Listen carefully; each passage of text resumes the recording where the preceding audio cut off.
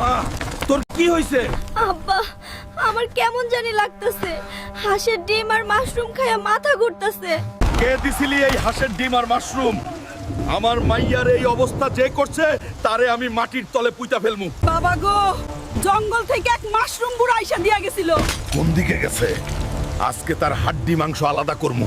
ওই মাশরুম বুড়া, সামনে আয়। আমার মাইয়ারে বিষ খাওয়াইছস, আজকে তোর মাশরুম ভর্তা বানামু। এত চিল্লাস কেন? আমার রাজত্বে আইসা আমারে ভয় দেখাস? আমার মাইয়ার এই দশা কেন করলি? তাড়াতাড়ি সুস্থ করার মন্ত্র বল। আমার মাশরুম খাইলে সবাই হাঁসের মতো খুব সুন্দর হয়। সুন্দর?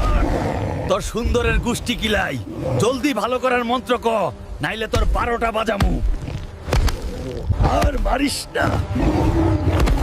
এই নে নীল মাশরুম, এইটা ছোঁয়াইলেই তোর মাইয়া ভালো হবে।